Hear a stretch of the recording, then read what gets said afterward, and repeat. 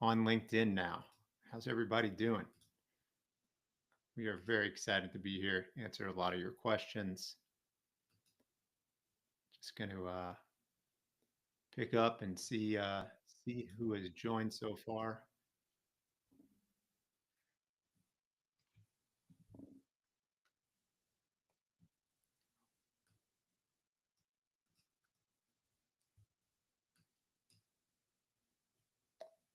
All right.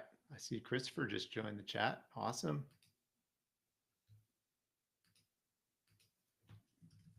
Hey, Chris.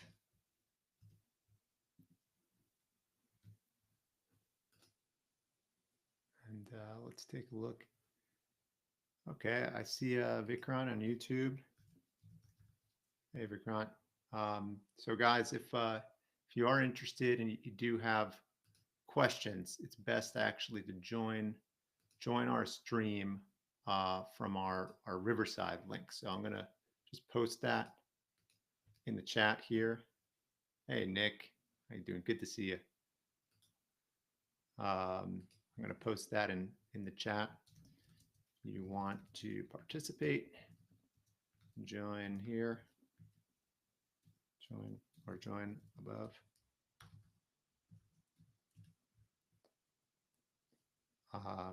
And I'll be happy to answer any of your questions.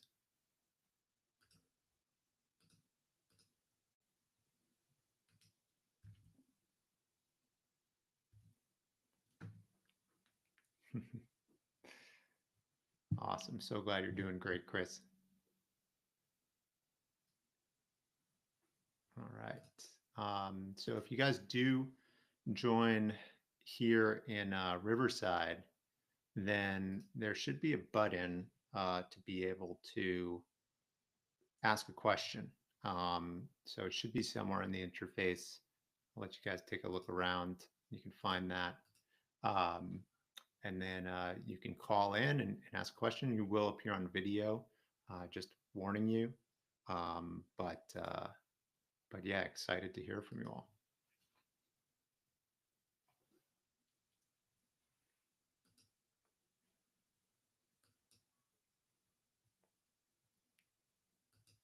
Hey, everybody. See a few new people joining. Okay, looks like we got 6 folks now participating. I'm here to answer questions, so please, somebody, if you want to chime in, join the Riverside link posted in the comments section of both YouTube and LinkedIn, and that's where you can ask any questions that you might have about the industry or anything at all that is on your mind. I'm here to give some tips. No matter what stage of career you're in, you can be a design leader or you can be at the earliest stages of your career.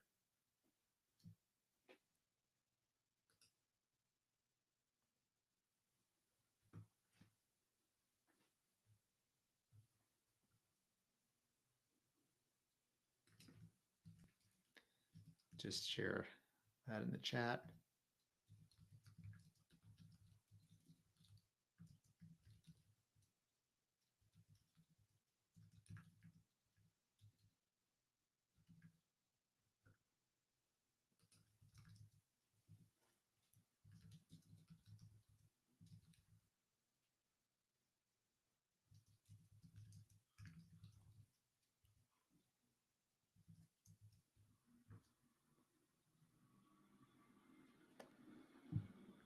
Okay.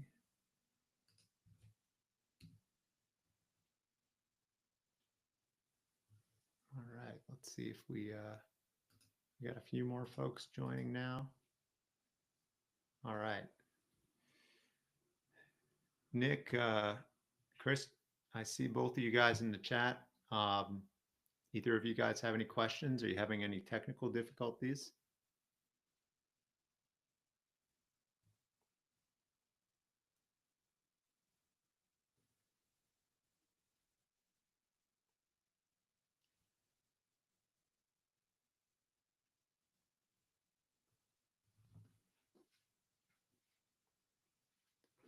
All right.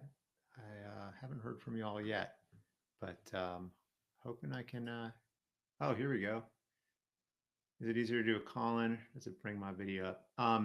It likely would, but yeah, you can write it out if you'd like, and put it in the chat here, and that's totally fine, Nick. I'm happy to answer that if you don't want to appear on video.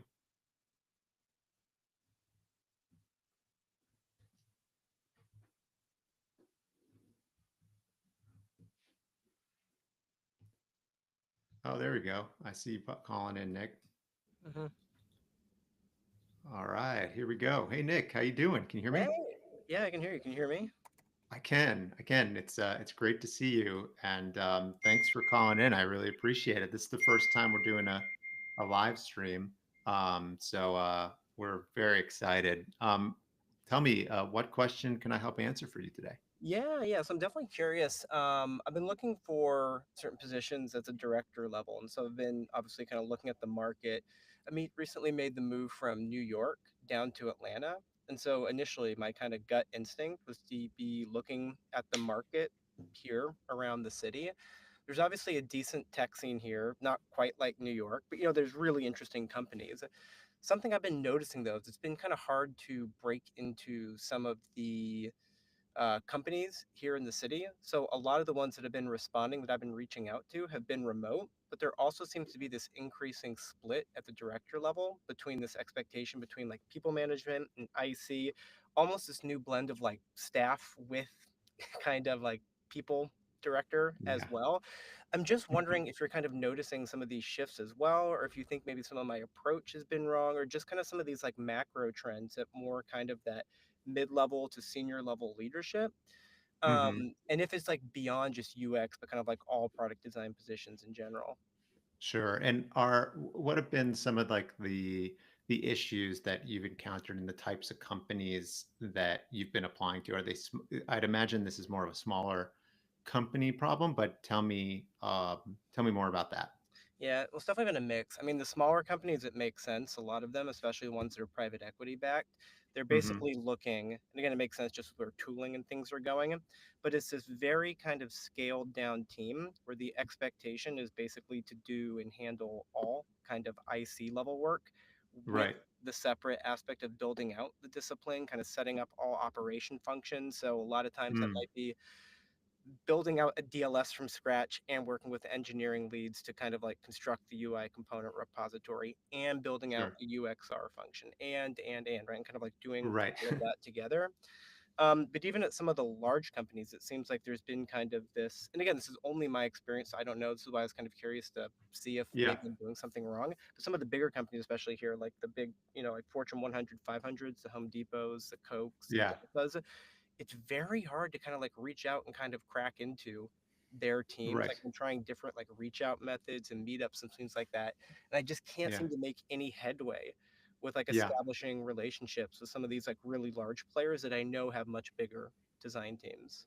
Yeah, so obviously there's a lot of different things to Mhm. unpack there. Yeah. So maybe let's start with the first, which is thinking about teams and consolidation. Mhm. And I see you, Camilla. I'm going to get to you in just a moment. Thank you. So yeah, in terms of like consolidation of teams, I mean that's very real. It's happening across the entire industry, no matter what size company you're looking at. Like all teams have started to scale down, and I'll be honest, it's hard to pinpoint exactly why, other than corporate wide, as we've seen over the past 2 years. There's just been massive contraction, right, just across every team and discipline, right? Mhm. Uh, Design, in my opinion, still has not been really impacted by AI in any way. So I can't really attribute it to that. I can really only attribute it to, corporate contraction, which has led to teams just getting naturally smaller.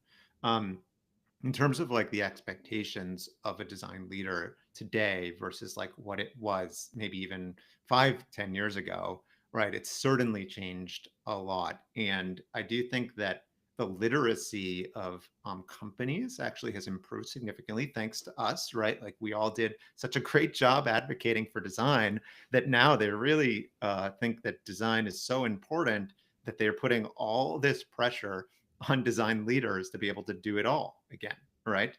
And I think it's continues to be incredibly important to be resourceful and understand all the different disciplines.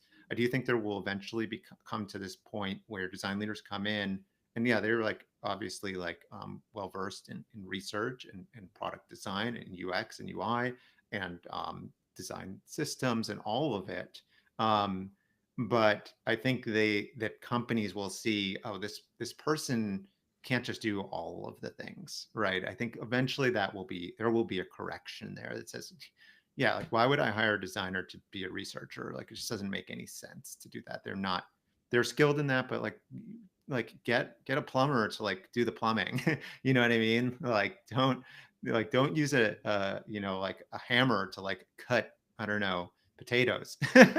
You know? That's where I think that shift will eventually change. So I think on that side, yes, important to know those skills, but not necessary to do all of them, even if that is the expectation. I think that will change over time, but you should go in for sure into those interviews expressing how knowledgeable and how you've been deeply part of those processes. But you can also explain and draw your line of like where your philosophy starts and ends. You know, it's like, hey, like this is what you can use my analogies if you like, right? um, in terms of like the other question you asked about like hybrid, you know, and like in office and like like absolutely the trend is that hybrid in office is for larger corporations definitely continues to be a trend. For smaller companies, I actually haven't seen what I think you observed, that a lot of those companies are bringing things more in a hybrid situation, although I will say that co-locating at very early stage startups does kind of like make sense, and you're probably seeing that mostly in New York and San Francisco. If like those are definitely the hub. So if you're interested in being an early stage startup, go to those places, be part of the team. They may desire that. But I think companies that are a little bit further along have already adapted to the benefits of remote work, and that continues to remain strong. Larger companies, there is this shift that's happening back to hybrid, but I don't think that trend's going to last forever. Like it's just dumb to like pay rent and like have to like pay the electric bills for all these crazy office buildings. Like over time, like if you want to like save on costs, like why cut people when you can cut like those other, you know, fixed costs that you have? And I just think that's going to hopefully reverse the other direction eventually. Last part of your question, because I think people will be interested, is like, how do I break in like with these big companies? Like I can't seem to get any traction.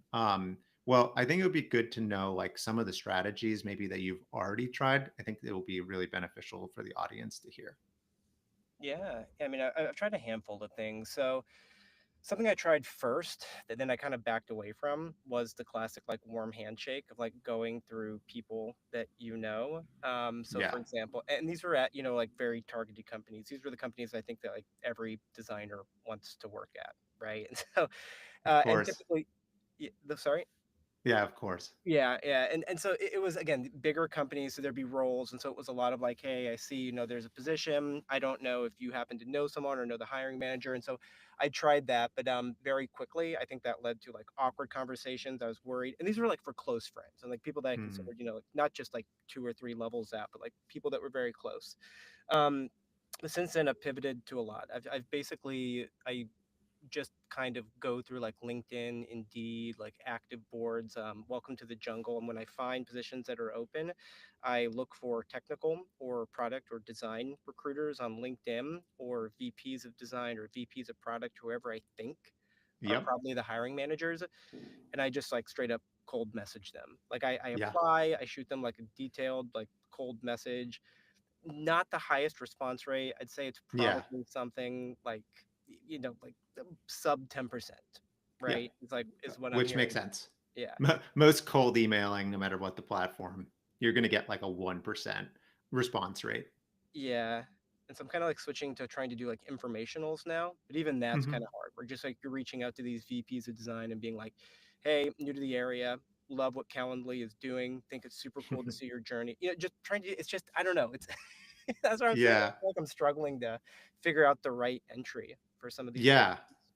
Look, I think you're taking, generally speaking, like the right approach. I always recommend like stop applying to jobs on job boards, and LinkedIn. Like start sending cold emails to VPs or managers or whoever the hiring managers are. Also, recruiters are great, can be a great in, or even second level managers like leadership level. So like could be manager, director, and VP. Send them all like a message, right?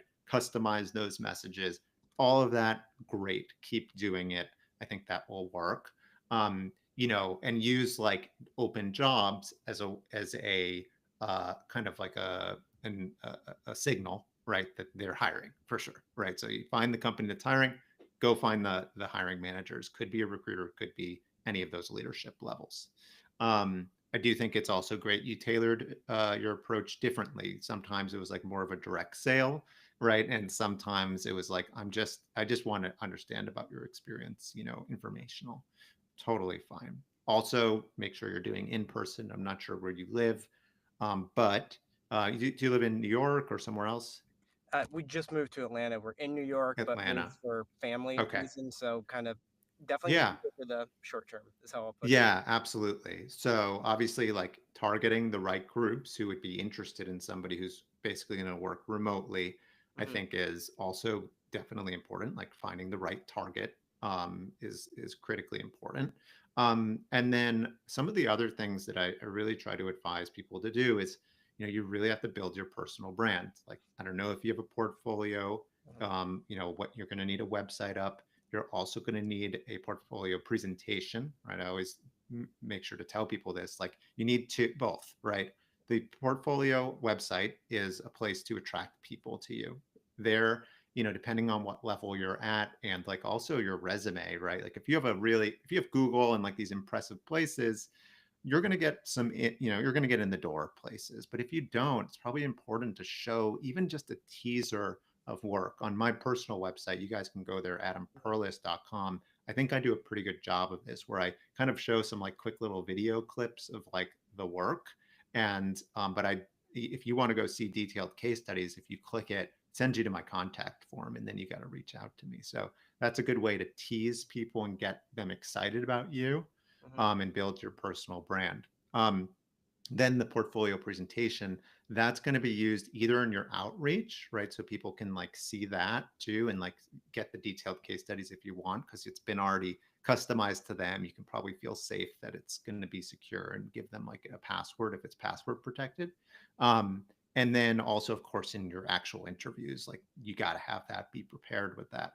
And then the last thing I'll say is building your personal brand, online in some way. This can be at the lowest level engagement, interacting with the community. That can be inside of Slack groups, inside of LinkedIn, inside of any other groups that are virtual, where you can be commenting on other people's posts at the lowest level, lowest hanging fruit, and become aware. People will become aware of you because of your thought-provoking opinions. You can also maybe even post blog articles. You can write posts on social.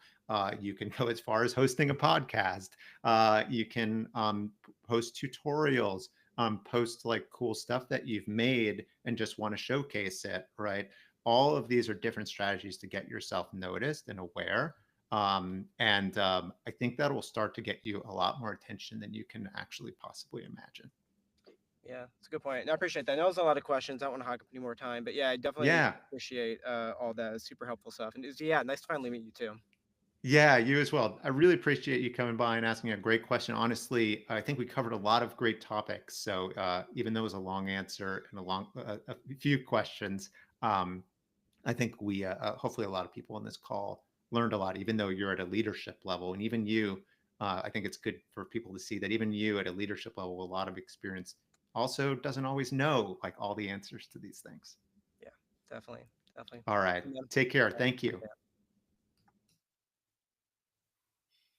All right, Camila, I've got you on the line here. Your mic is muted, but it looks like you did have a question here. Salary negotiations, as an example, if co says, um, oh, here we go. I can put this on the stream. Salary negotiation says, oh, there you are. Hi, Hey, how's it going? Good to see you. good. Thanks for having us. Thanks for hosting Yeah, the event. my pleasure.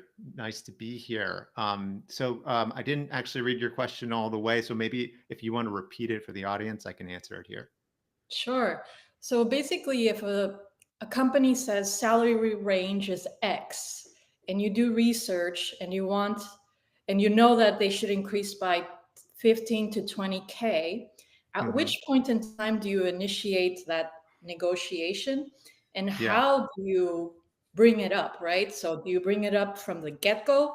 Do you yeah. wait for them to give you the offer and then say, no, no, no?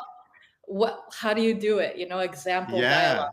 Yeah, it doesn't always happen the same way, by the way, right? So sometimes the ball is in your court, sometimes it's in their court, right? And I honestly have no preference about where the ball sits. So here's what I mean. Let's say in the early stages of your interview process, they ask you your salary expectations. They're not allowed, by the way, to ask you what your current salary is. That's actually illegal, right? So they will ask in a more clever way, what are your salary expectations? And what they're looking for is, well, really what you're looking to give them is a range. Okay. Don't give them a specific number that will box you in and put you in a bad negotiating position. There's a great book called Never Split the Difference by Christopher Voss. He's a former FBI negotiator. And yeah, don't worry, I'll put it into the links. Christopher Voss, Never Split the Difference. He teaches at Harvard. He also teaches a great master class on negotiations. I was about Anyways, to say, yeah, I I'm think I gonna saw it on repeat. Netflix.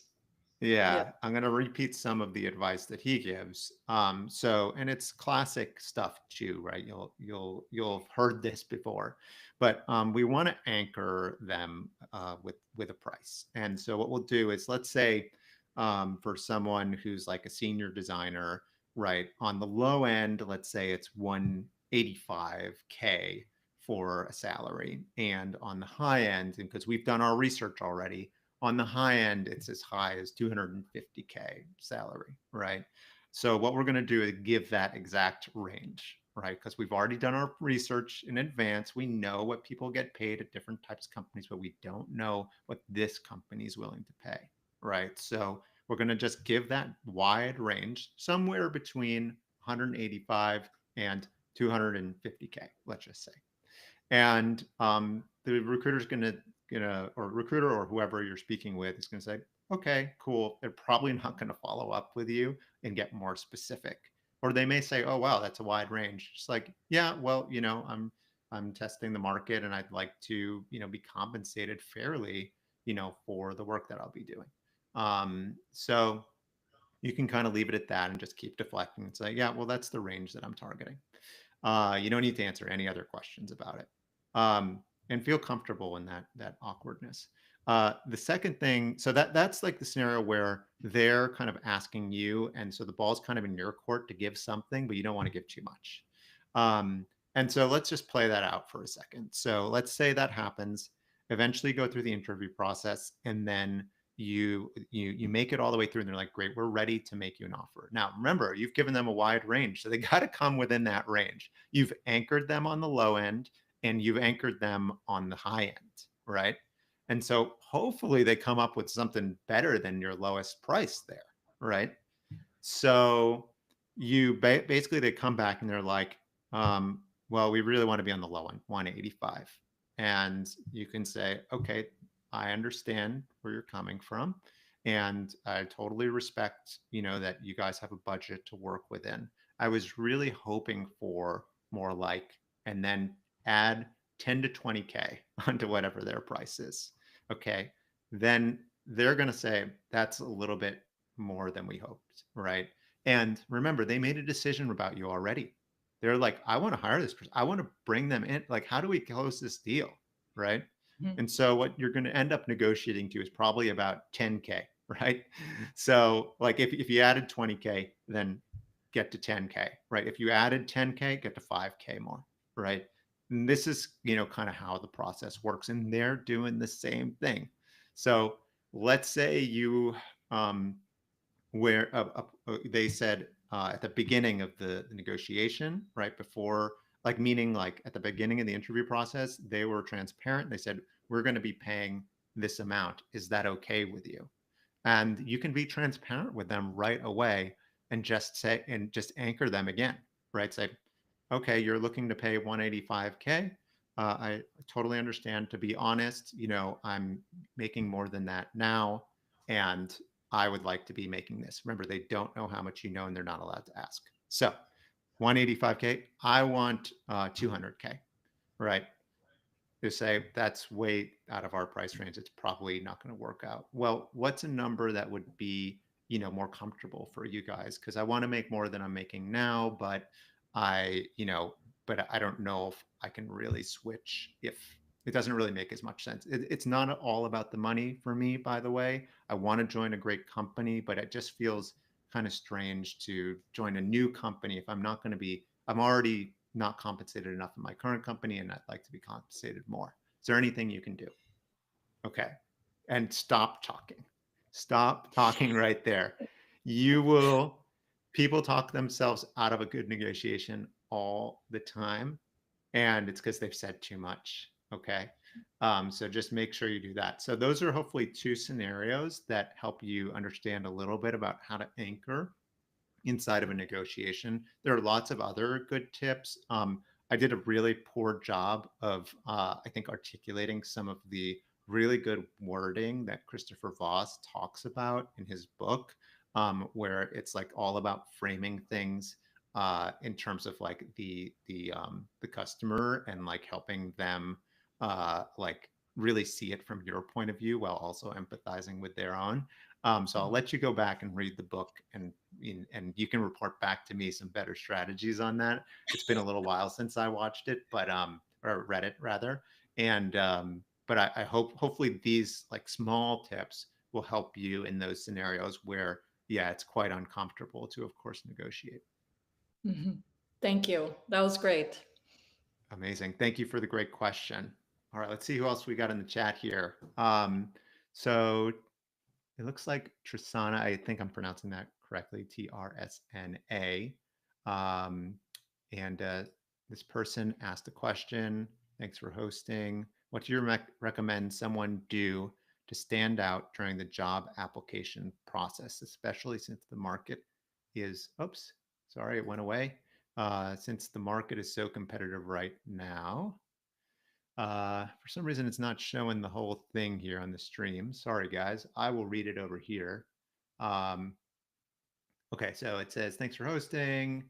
Job application right now, especially since the market is so competitive right now. Are there any specific strategies that particularly help in today's job landscape for someone who's in the early stage, 3 years of experience in re-entering the industry after doing a master's? Well, there's a lot of things that you can be doing. I think some of the things I mentioned with Nick are definitely really great strategies, no matter what stage of career that you're in. But I did want to share that one of the biggest strategies for more junior folks that I always recommend people do. And let me see if I can bring us back to. It looks like maybe. Camilla, you need to end your stream. Or is there a way to do that on my? There we go. Thank you. So one of the ways to do that is we talked about cold outreach. This is a really important point that Nick brought up. When you do cold outreach as a younger, more junior person. Now, I know a lot of people out there are going to say, I don't want you to do free work. Okay. And nobody wants to do free work. But when you're young, you really need to put yourself out there and go the extra mile. This is critically important. So let's say there's a job at, let's say Peloton. You really want to work at Peloton, someplace where it blends hardware and software. That's your dream. Okay. What I would recommend you do is if you're a user of Peloton and maybe use their app or their hardware, maybe there's something that you don't love about their platform. Okay. Go and actually design a fix for it. Okay. Like design whatever that is, build a whole case study around it, go test it with some users, right? Or ask them for some feedback. Build that into a whole kind of case study and presentation.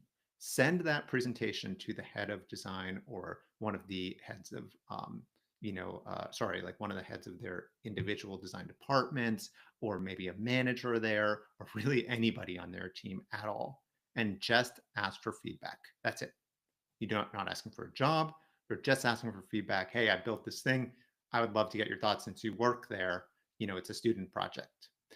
And I guarantee that if you send out 10 of these messages, one person will respond. And at least. And you'll have now met that person. And now you'll build a relationship with them. And now they'll be able to see how you think. And maybe they'd be willing to recommend you for a job there. If you do this with a bunch of companies, first, you'll be able to have a ton of stuff in your portfolio. Second, you're going to be able to have great experience talking to new people and building your network. Three is you may even have a potential to land a job. If it's not there, maybe it's somewhere else, because you could take that same case study and go bring it over to Whoop or any other hardware software groups. So I think that's one of the biggest and best tips I can possibly give. The second is go and volunteer somewhere. Like if there's a small startup that you maybe need some extra help. Maybe they're at the earliest stages. Say, hey, I'm willing to work here for free for a few months. I'll provide all my design services. What can I do to help? Reach out to like 20 founders who are in the earliest stages. Look on like Product Hunt, look on Crunchbase. There are tons of resources to find startups, and I guarantee you're going to find something. Somebody's going to let you work for free there. So you don't have to do it forever. Just do it for a short amount of time, enough to get some more portfolio work in your book. And then the last thing that I'll say is how important the portfolio is to get in the door. We share a lot about this on our blog, on blog.academyux.com. But your portfolio is your gateway into any of these recruiters, right? And building great relationships, by the way, with recruiters that work at companies, not necessarily recruiters who work at third-party staffing agencies like ours, because most companies won't hire us to find junior roles, to be very transparent. But those recruiters in-house are usually tasked with finding more junior and mid-level talent. And so establish great relationships with them, treat them really, really well, and listen to their advice and help. And so I always advise people that you absolutely need to focus on building the rapport. I lost my train of thought.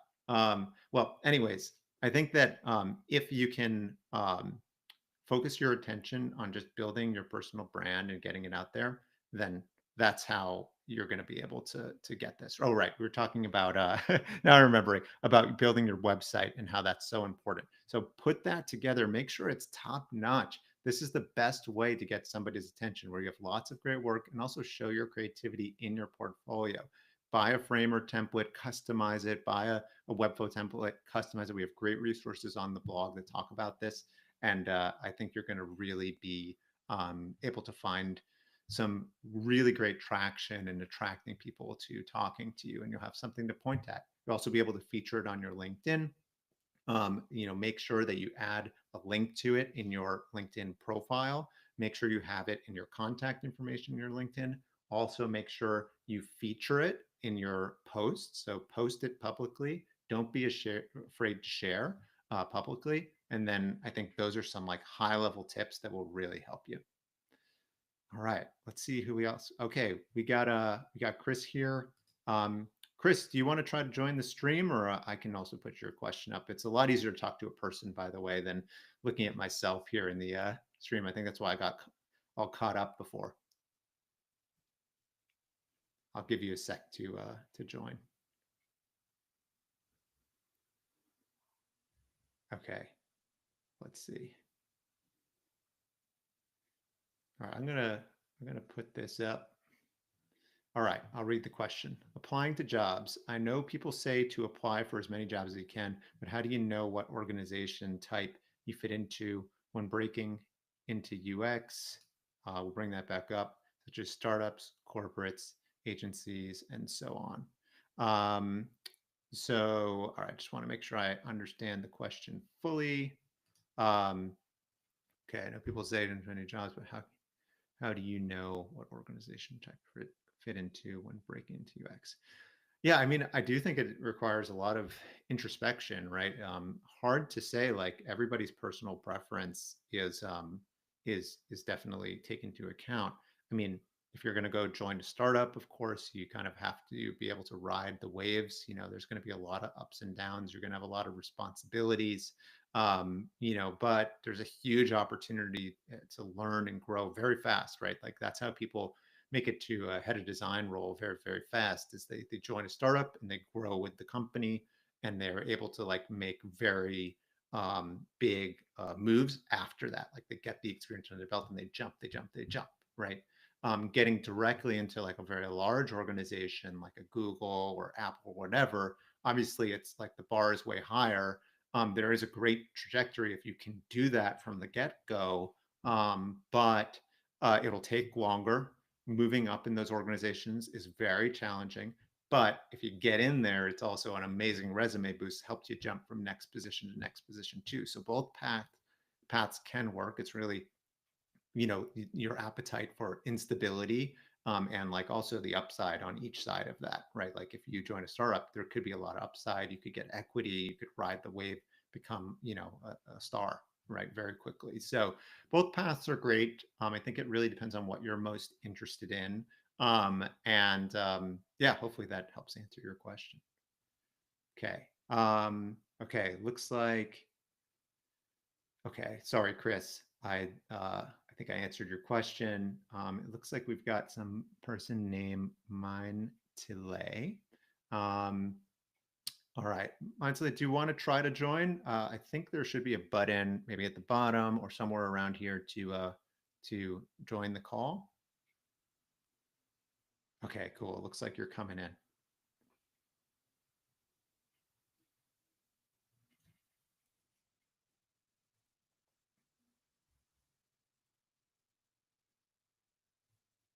Okay, give it a few more seconds here.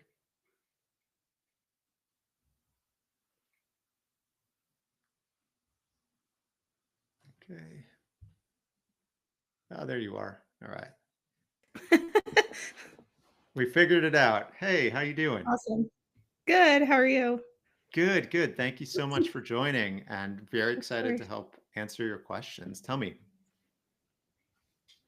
So my question more is advice for connecting with companies that like to work with freelance UX designers or contractors. I mean, Hmm. I've done full-time gigs before, so it's not like I don't have experience. And I guess maybe for me personally, the trickier thing is like I have worked with various startups.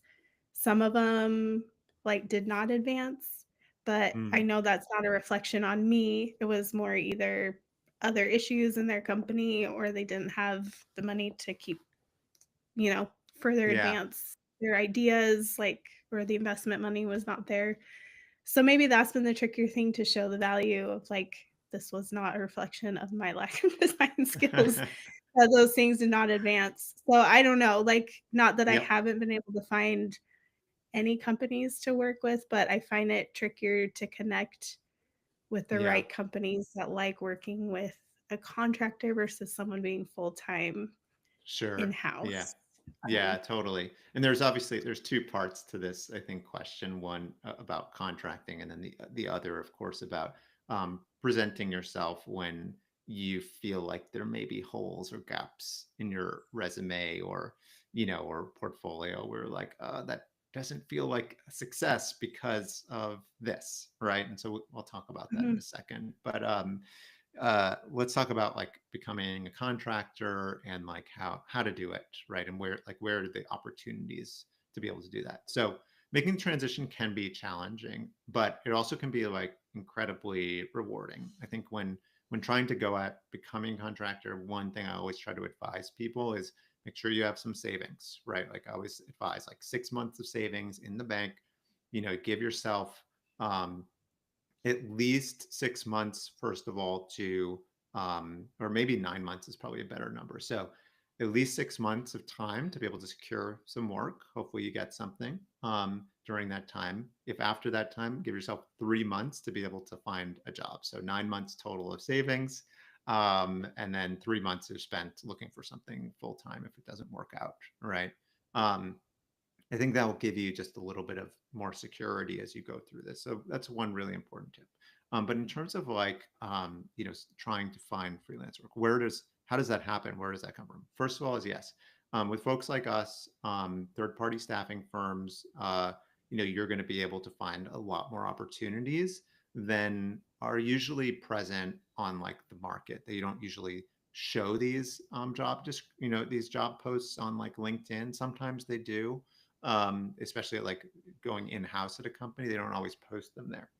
So you might have a higher likelihood going directly to the staffing firms because they'll be the ones who know about the roles first, and they'll be charged with finding talent, especially specialized groups like ours or other ones.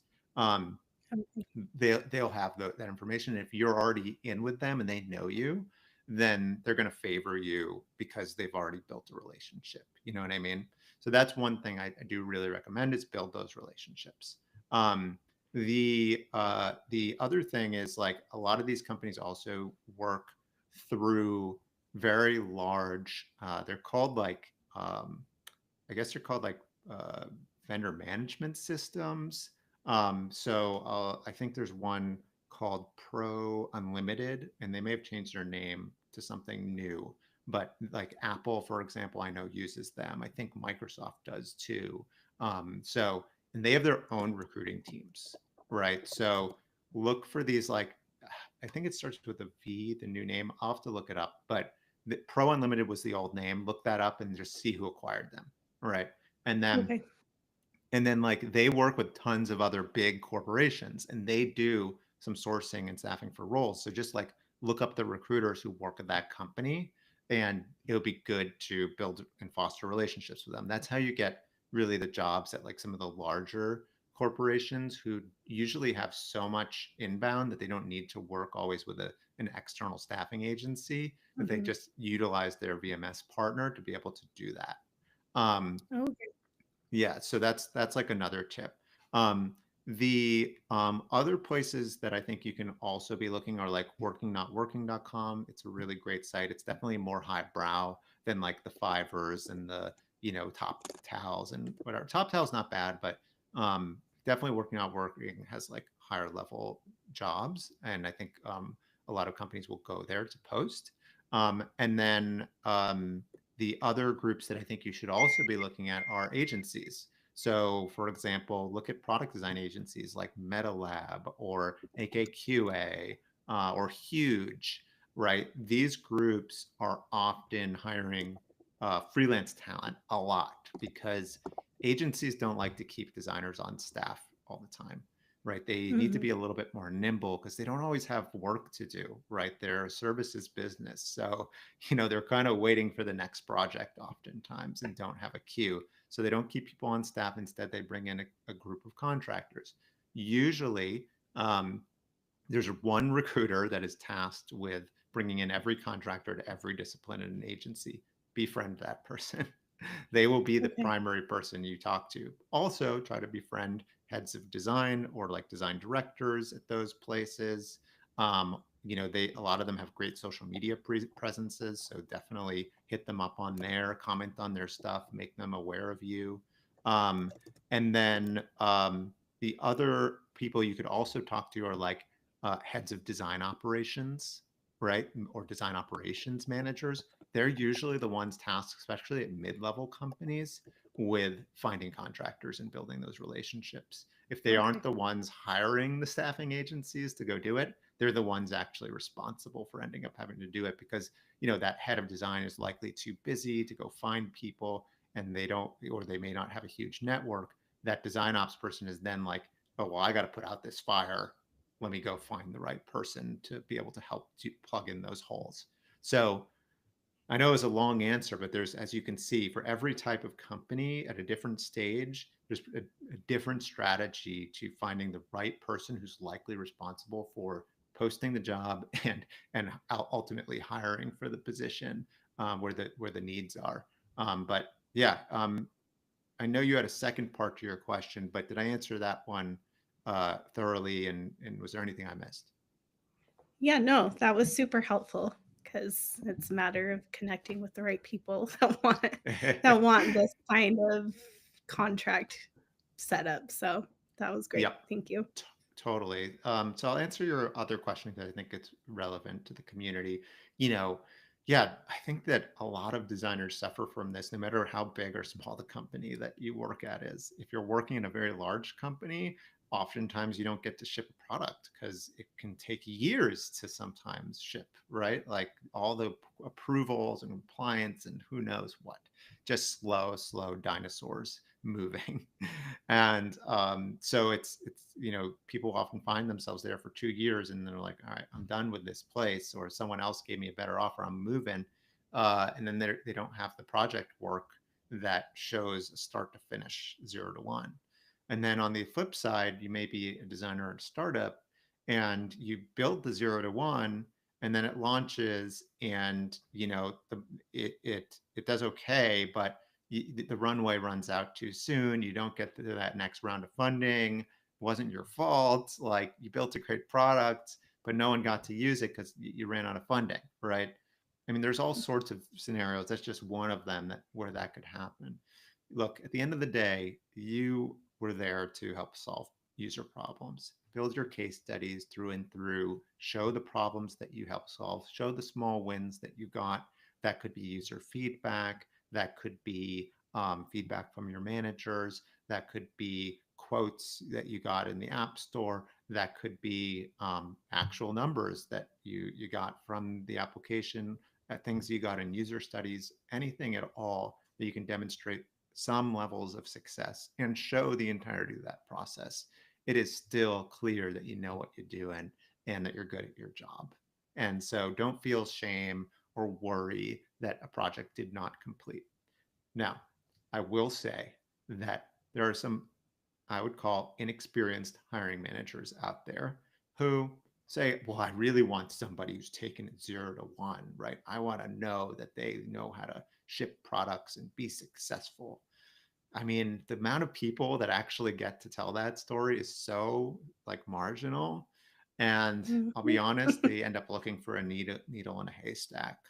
So we always try to advise our clients that, like, yes, they'll have gone 0 to 1, but not all of them are going to have like a successful startup in their back pocket. And you're a small startup with no reputation. Why would they want to join you anyways?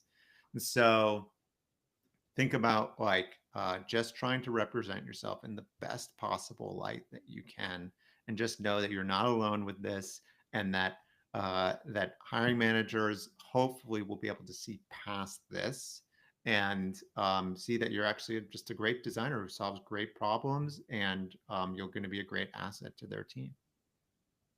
Awesome. That's helpful. I've gotten that response before where I'm like, well, not everything is like a designer's fault, you know.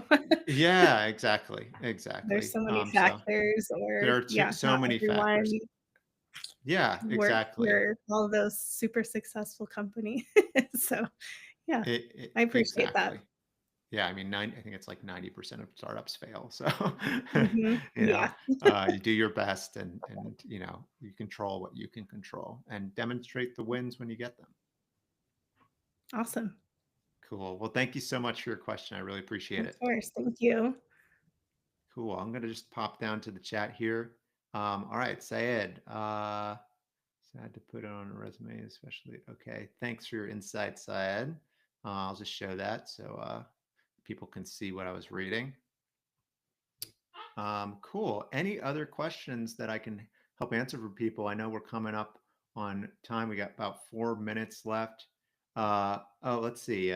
Christopher asked, put this on the stream. Are there any upcoming events or conferences to meet with industry leaders and startups that are building with designers? So great question, Christopher. There are. Well, first of all, this is a great place. There's a bunch of people in the chat here. I would connect with the people here. We are going to continue to do this. I'm going to try to do it possibly bi-weekly, so keep an eye out for that. I know Config is coming up, I think in May in both London and in San Francisco. There are discounted tickets right now. You guys should show up. I will be there, so come say hi. The other thing is look for events in your local communities, right? There are always things going on, especially in New York City, San Francisco. Those are the top hubs for sure. If you're not there, that's okay. There are lots of online events and sometimes local events in other cities and communities, like especially the larger ones, Boston, Chicago, Los Angeles, maybe Miami as well. In Austin, of course, Austin, Texas, big one. And otherwise, online community events like this one are great, right? There's so many out there. And I really encourage you guys to attend and try to network and meet other people within it. Okay, let's see. Wonderful. Well, I think that's wrapping things up, guys. If nobody has any more questions, I really appreciate you guys coming. Hopefully this was insightful and valuable. Please leave comments inside of the event to let me know how it went and any feedback. Yeah, I really appreciate all the questions. Hopefully that was useful to all of you. Thanks everybody again, and have a wonderful rest of your week.